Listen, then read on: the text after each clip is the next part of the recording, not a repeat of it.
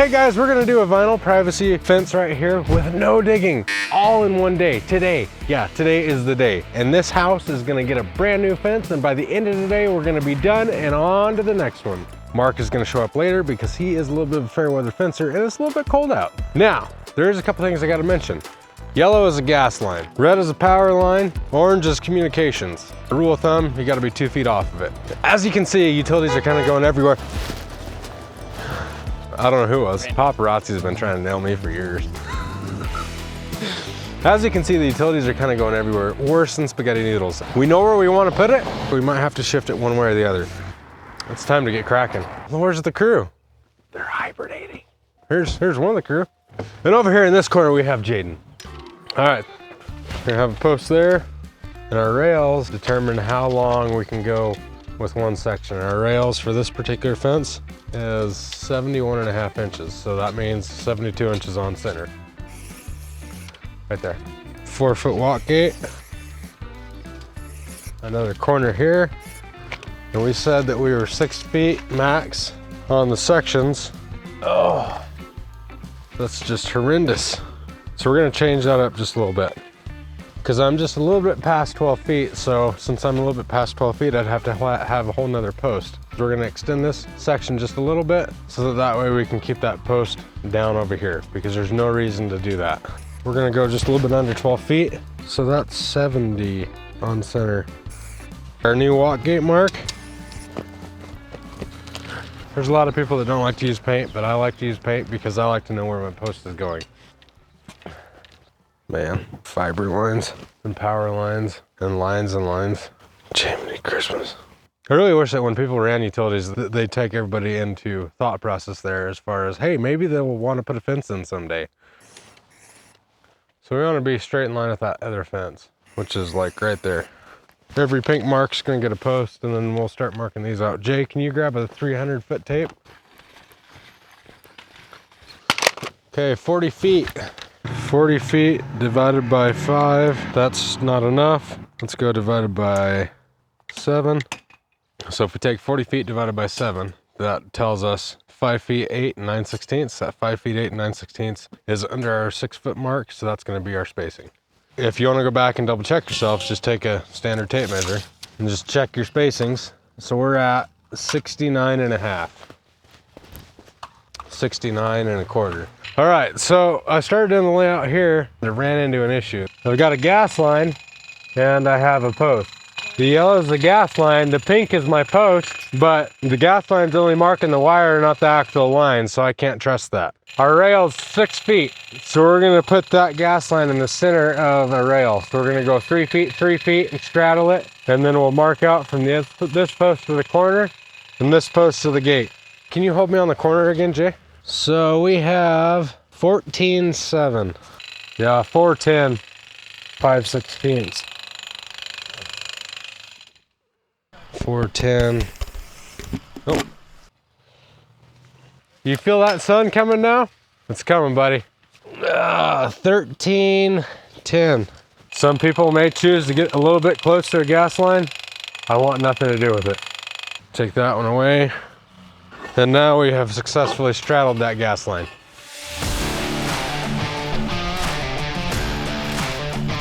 All right, so we called it a no-dig fence because the way that we're installing these posts is with the driver. We are putting that on top of the post and driving the post in the ground. There is a period in this video that you may see a shovel from time to time. The term no digging means we are not having to dig an actual post hole to pour concrete for the post to set in.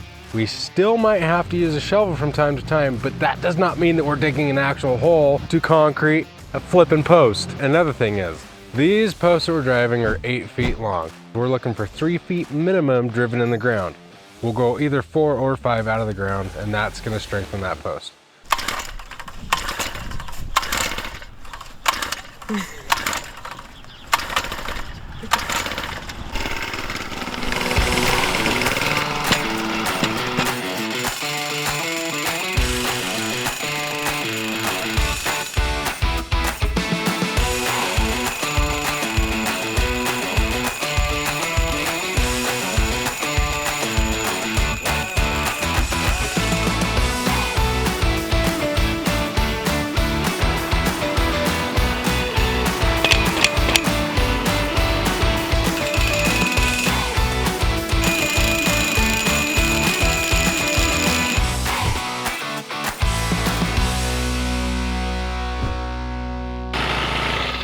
Yay! 1, 2, 3, 13, 14, 15. 15 in the ground. So we drove the end post, we drove the latch post, then here we're gonna have the hinge post, and the hinge post is something special. So I told you guys that the posts are 8 foot tall themselves. We're gonna go 3 feet in the ground. The hinge post needs to be 9 foot tall, and the reason that is because the hinge post needs to go all the way to the top of that vinyl post.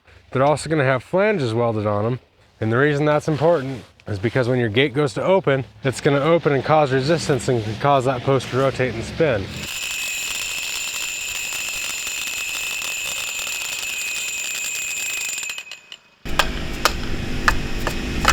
All right, so now that we've got all the posts in, the next thing to do is to do our adapter. So we need to adapt the round pipe to our square 5x5 post. We do that using these donuts.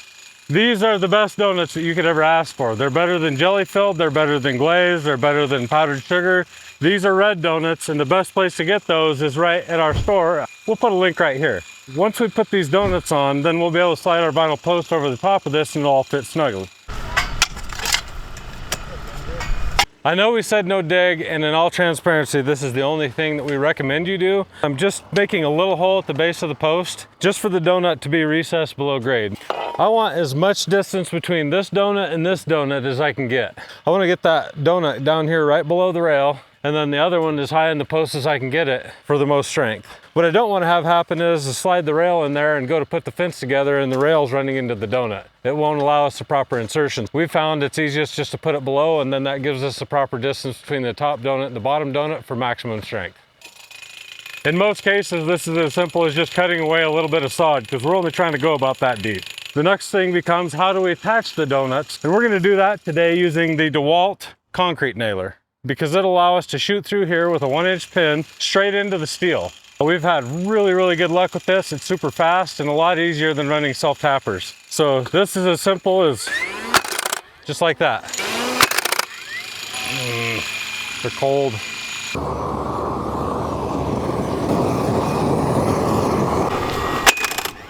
Because it's really cold today, we're actually warming these up to above freezing. With almost any plastic, because if it gets cold enough, it will actually get more brittle. That's not really a problem for other things, but when you shoot this, it's such a forceful impact that we can actually crack the donuts just a little bit. So to prevent that, all we have to do is heat the donuts up just a smidge and then shoot the nails. For the top donut, because we've taken a little bit of extra time to make sure all of our posts are straight, we can line them up and we can put this slot oriented with the fence. That means that when the wind is blowing on this fence, it's just going to be pushing this donut to the post. It's not going to be trying to push against the nails and break the nails or break the donut, which is why I like to orient this top donut this way in line with the fence. And the bottom one, if we need to do any adjustment, we'll adjust it there. On the top donut, I like to do 3, one here, and then another nail down here. And then the bottom one, we'll only do 2.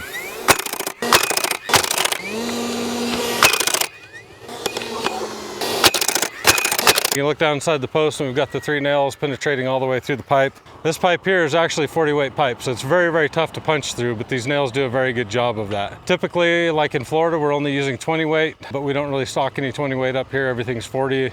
If you watch the wind test video right over here, all that was done with SS20 pipe instead of SS40, which this is. So that gives you an idea how strong this system really is. The reason they have this slot in here is so in case your posts aren't perfectly plumb, you do have some adjustability. As previously mentioned, we took a lot of time to make sure these posts are straight and plumb. If my post was crooked one way, I could actually adjust these donuts and come up with something about like that. So I could have a fairly crooked post and still adjust it. If I need to go both ways though, you lose some adjustability because you may have to turn these donuts like kind of crooked to each other to get it straightened up. And that's why we have the level, is to make sure that we're lined up.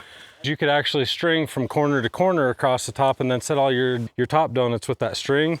And then once those top donuts are set, then that's when we go to the bottom donut, and we will use a 6-foot level to transfer that down and make sure that it's all plumb so that our fence ends up being nice and straight. You probably noticed this hole here. We've talked about holes before, but this one's a little bit deeper than the other ones. I would consider this a hole, not a divot like for our donuts. And that is because our eaves are too low, and to get the pounder on, we actually have to either do a little bit of a hole so we can get the pounder underneath the eaves. Watch out, sir. A little low, hey, you're a little low. If you get too low, I can't get the nails in. That's a good tip. Get the donuts at grade, but not too low. Makes it very tough to get that nail gun in here square and get the nail to adhere to the post well.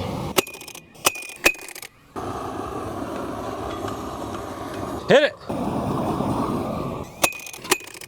You've probably noticed we have some pretty young talent on the job site today. That's because we believe that it's important to share this information with the next generation. Yeah, fire doesn't burn things. My feet are cold. At what point do you feel like they're gonna get warm doing this? So the reason we're using this high density stiffener is because there is no adjustability. It's rigid. It cannot move one way or another when we hang this gate off of this post. So this just gives us a nice rigid top. And then with the donut in the bottom here, we should be able to hang the gate off of this and then not have it lose its adjustment. Yeah, should give us all the strength we need for a well-functioning gate, because remember, the most important part of the fence is the part you're gonna use all day, every day, and that is the gate. Number one place for callbacks and customer complaints, and if you're a homeowner and you have a horrible gate that does not work, you feel the pain. So what Dan's doing now is he's cutting all of these bottom channels with a bandsaw. And luckily, okay, just showed up with one right there.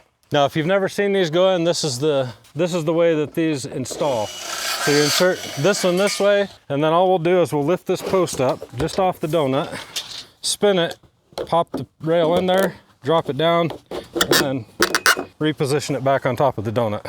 But before we get into this whole build, what I'd like to do is I'd like to show you, for all the doubters that think this doesn't work, I'd like to take you to one of the projects that we did, and we'll take a look and see what it looks like today, 4 years later. Hey, this is the very first no-dig fence that we ever did. Dan did this just as a test. We wanted to see how it worked for us. And as you can see, it's been almost 3.5 years, and this fence is still standing true and strong just as the day it was installed. Now, we get all of our wind out of the west and the north. This is the west here, so the fence line that you're looking at right here faces the south. Well, this doesn't get as much wind as the rest of them. It doesn't mean it gets no wind. And it's wide open to absolutely all of the elements. This side over here is open to most of the elements. So there's a ton of wind that hits this fence. And we have had zero issues. I haven't had one single callback, not even on the gate, about this fence. And that is despite people saying this won't work because of frost heave or it won't work because of wind. It's not uncommon for Wyoming, Powell, Wyoming, to see 60-mile-an-hour plus winds at some point in time during the year. This fence sees a ton of wind and is still just as beautiful as the day we installed it. So before you say this doesn't work but it won't work here, just remember, it does work, and this is living proof. I think it's important to come back and look at just how straight this fence is, because I haven't touched this fence, but if you line your camera right up here, you're gonna see that all those posts still disappear. That's not an accident. The system works amazingly well. And I know there's still gonna be people that say, but no, that's not the same fence. I just wanna prove right down there that you can see that vinyl post is only in the ground about 4 inches. And right down here, somewhere, is gonna be our steel post. Is it still standing? Sure is. I haven't been over there in quite some time.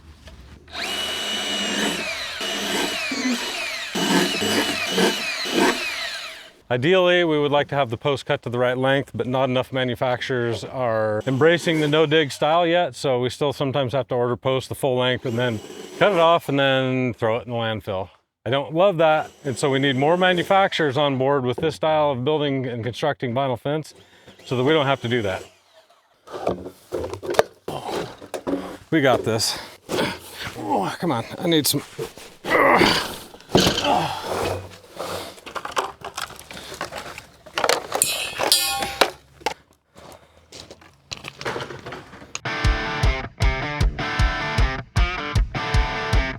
What we're doing now is we're going to set the flow and the grade, because as if you noticed, it probably doesn't look great. And there's some spots here that are a little too high. So what we're going to do is we're going to take all that out, make it follow the grade, look good.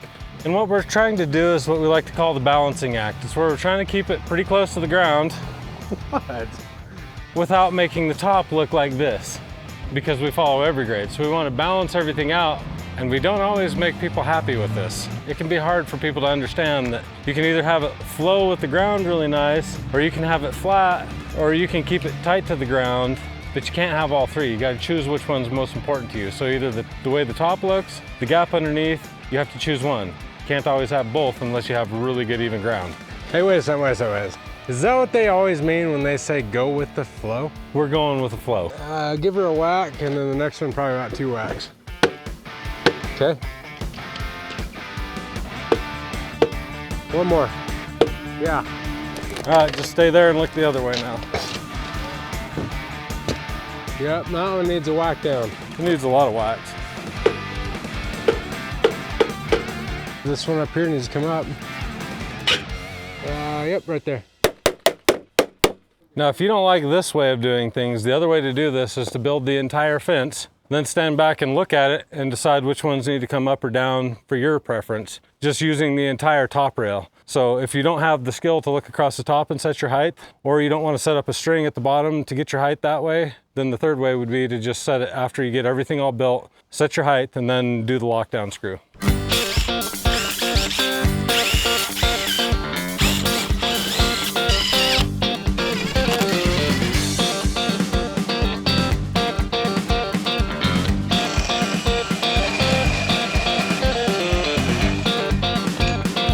Okay, so there's a method to this madness here.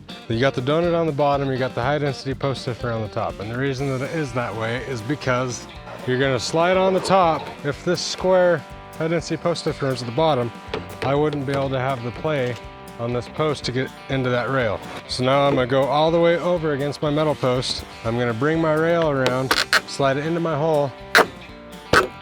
Because remember, with this high density post stiffener up here, we can't spin this post anymore. Something else to note is on a lot of vinyl fences, you'll see us notch these on the bottom rail and the top rail. Because we're in between two posts, there's nowhere for this rail to go. So there's no reason to lock it in there. On the top, likewise, we have the rail lock, so we don't need a notch up there. So we're not notching or re-notching these rails after we cut them for that reason. There's no way this thing can come apart unless the screws come out. So About 2 inches down, 1 3/4 inches.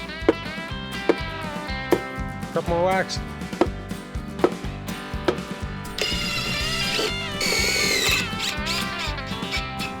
So now that we got our height set, we don't want it to move, and what we're doing is we're taking these 3-inch screws, we're gonna go through the post, through the donut, into the metal post. And we could screw at the bottom or we could screw at the top, and since we're screwing at the top, we're gonna do one here and one on the back side. So each post gets 2. If you run your hands down the post, you can kind of feel a little bit of a bulge, just a little bit. And you can feel right where that donut is. And if you're not sure right where it is, all you do is take a tape measure, measure down, and then measure down, add about 1 inch, and you'll find it.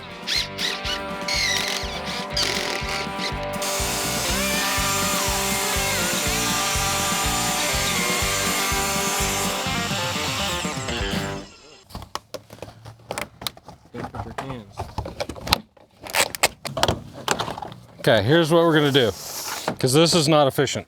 One person stays over here and hollers out a measurement, and the other guy cuts it. He says tongue or groove.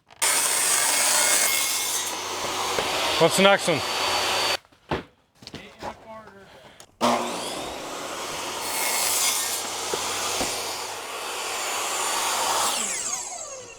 5 7/8.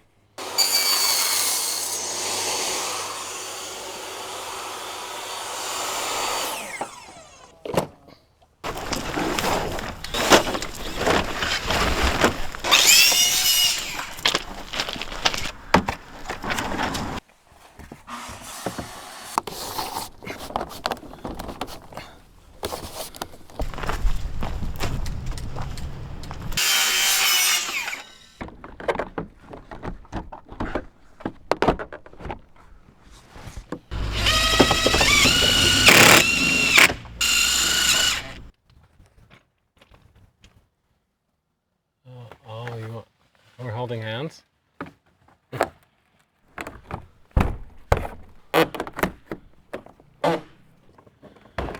These are called top rail ties. Top rail ties. They tie the top rail together so the wind can't blow the fence apart. Don't get this stuff on your hands or your clothes or anything like I'm gonna do. All we're doing is putting a little dot right in the center of both sides.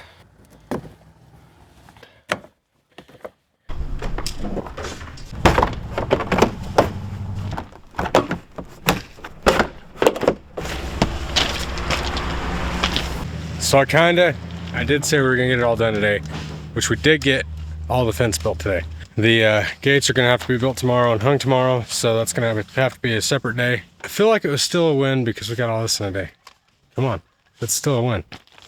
All right, so now that all of our fence is complete, what we have to do is we have to go ahead and take our measurement for our gate width and then figure out if it's level or if it has to be racked. We already went and did that. We already built our gate, but we're gonna show you exactly how we came up with our gate width and how we came up with our gate rack.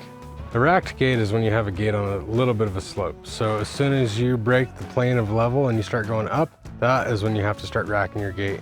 So obviously the first thing to do is to take the measurement of the opening. You're gonna take your measurement, you're gonna take 2 inches off if you're gonna build a gate yourself. So this one right here, we've already done that. Now to figure out if the gate has to be racked, we're gonna use a 6-foot level. We're gonna take a 6-foot level, we're gonna go across the tops. This one is the one that our gate post stiffener is in, and that matters because the metal post goes all the way up to right here. This is our latch side, and our metal post goes to about right here. So this needs to be our low side if our gate is going to be racked, which our gate is not level. It is gonna be racked just a little bit. As you can see, the bubble is just a little off center, just like these two. Lift the level up until that bubble is within the lines. That sun is really bright.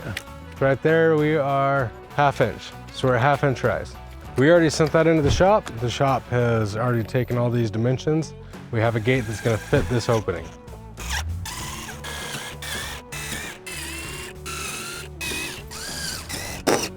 If you're gonna have a racked gate, one of the best things you can do, instead of just assuming that you have the right side, is pre-hold it in the gate opening to make sure that you're going up and you're not going down, because it's gonna be really difficult if you hang it and you hung it on the wrong side.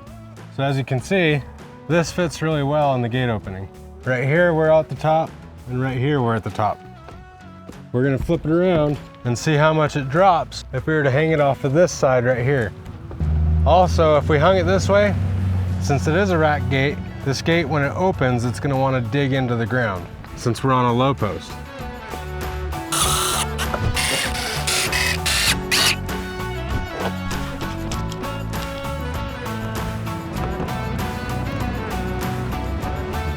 We just like to leave everything finger tight so that way we can go ahead and move everything into the position that we want it. And we're gonna go ahead and put our fingers in there. We're gonna make sure that we got the same amount of reveal on each side. We're gonna go ahead and try and match that reveal down at the bottom. What I was looking at is trying to make sure that our rail looks continuous. It should match the rail right here, go all the way through, look continuous, so you can't even see that this is really even a gate. It flows all the way through. All right, so now it's time for us to go ahead and mark out our latch. I like to go in the 30-32 range for the latch. I'm gonna go 30. We're gonna line that up in the center of that middle hole. We're gonna drill all these out. Now we're gonna do the exact same thing right here.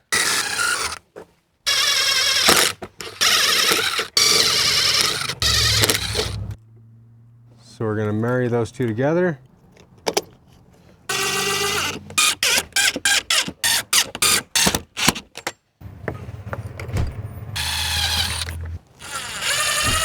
And that's perfect.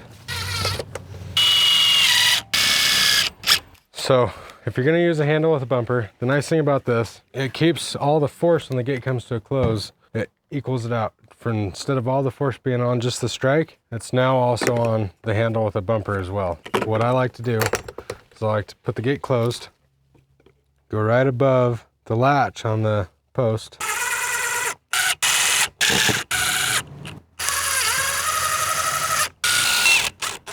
Now you have a nice handle on the inside, and you have a nice handle on the outside to pull your gate closed. And it comes with keys. You can lock it.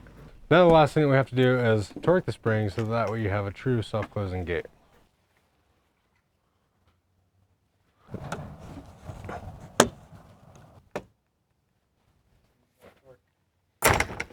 So as soon as we started talking gates and we got the gates out, there were some of you that were like, those dang braces again, man. I just hate them. Compression and tension. Yes, I know, we have one of each. We don't do the same on each side, we do exactly flip-flop. Right now, this is in tension. Right now, it's in compression. They're not wrong, that's what works for us. So we didn't get it all in one day, but we got it in 1 1/4 days, and we're plumb tickled. We already got a compliment about how fast the production was, and holy moly, that fence was not there yesterday. Is there anything that slows you guys down?